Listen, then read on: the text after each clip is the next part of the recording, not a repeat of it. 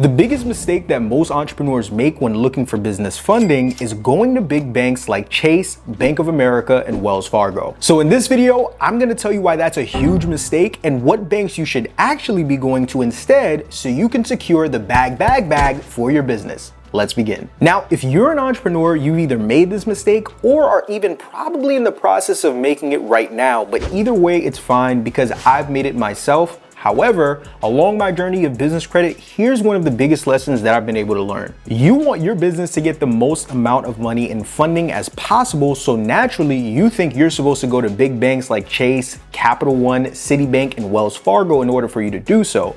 But what you don't know is that when it comes to banks, there's something called bank tiers that categorize these different types of banks and play a huge role in how much funding you can get for your business. Now, I'll take some time to explain further, but before I do, I want to let you guys know that the same game that I'm going to be breaking down in this video is only a fraction of what I'm going to be covering in my upcoming free business credit workshop this Thursday called the Bankroll Your Business Masterclass. If you want to learn how to access a minimum of $50,000 in business funding regardless of your credit score, click the link in the description to secure your seat because it's free. But back to the video. Now, when it comes to bank tiers, there are 4 tiers of banks that I'm gonna break down for you guys on this video. Tier 1 banks are called national banks. Now, these banks consist of the names that I've previously mentioned, and these are the banks that are literally in every city, state, and town all across the country. So Tier 2 banks are categorized as regional banks. So these are the banks that are specific to certain areas and regions of the country, meaning that you probably only have access to them if you live in those respective regions. Examples of these banks are Truist Bank, Key Bank, Citizens Bank, PNC, BMO Harris, and the list goes on and on. To further explain, when you look at a bank like Key Bank, this is a Tier 2 bank that, as shown on their website, is only available in 16 states throughout the entire country. Another example of a Tier 2 bank that I mentioned is PNC, which is only available in 28 states in the country, plus Washington, D.C. Then after Tier 2 banks, you now have Tier 3 banks, which are categorized as credit unions. So if you're on this side of YouTube, then I'm sure you've heard about Navy Federal, but there are so many others like Digital Federal Credit Union, Banner Federal Credit Union, PenFed Credit Union, and the list goes on and on. Now, Tier 3 banks are financial institutions that are not for profit and are specific to certain groups of individuals. So for example, Navy Federal is a financial institution that's for individuals who have served or who have family members that have served. There's also a credit union called Teachers Federal Credit Union that, you guessed it, is specific to teachers. So you can only bank with these institutions if you're a part of a specialized group that they serve, or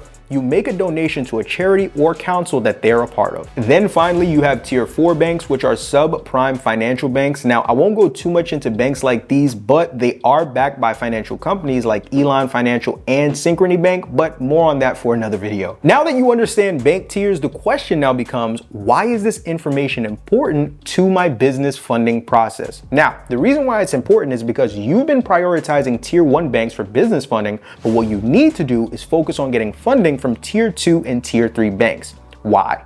Well, the reason why is because Tier 1 banks like Chase can fund your business, but because they're one of the biggest banks in the country, they're dealing with multi-billion-dollar clientele, meaning that their underwriting is a lot stricter in how they choose to loan to small and new business owners.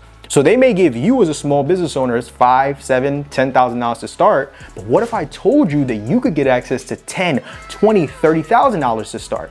And that's where Tier 2 and Tier 3 banks come in. So Tier 2 and Tier 3 banks have a way more lenient underwriting when it comes to funding small business owners because they know they have to compete with the Chases and the Bank of Americas of the world. So instead of you going to bigger banks first, you want to start with smaller banks to maximize your business funding sequence. Now, I did mention a couple of banks earlier that you could look into. However, let's say you want to start leveraging Tier 2 and Tier 3 banks, but none of the banks that I mentioned are available in your area. I'm going to give you guys 3 free resources that you can use to find regional banks and credit unions in your area so that you can leverage them to secure that bag for your business. The first resource is ibanknet.com. Now, this is a resource that allows you to see every bank and credit union that's available throughout whatever state that you reside in. You simply head over to the website, click on the bank map that's on the right side of the page, then click on the state that you live in, and from there, it's gonna give you 3 categories of financial-based institutions in your state, which are banks,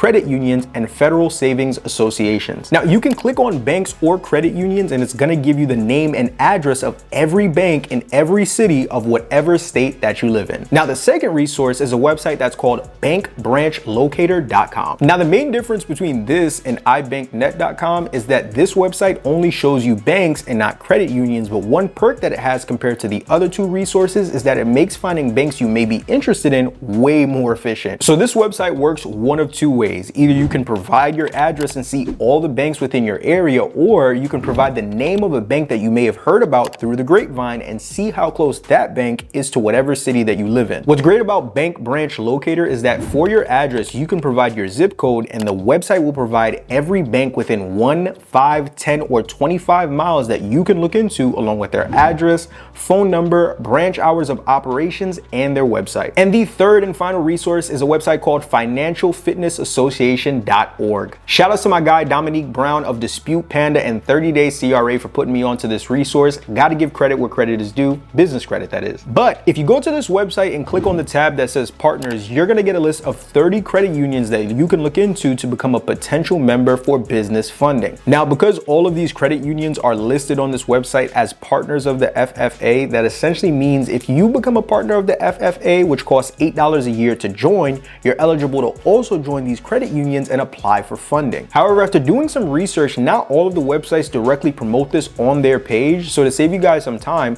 here are the credit unions out of the 30 listed that directly market this to help speed up your process of becoming a member and applying for business funding. That's essentially 22 credit unions that you can leverage to get capital for you and for your business. I hope this video was able to provide value. Hit that subscribe button for more content like this, and don't forget to hit the description as well to secure your seat for my free business credit masterclass on Thursday.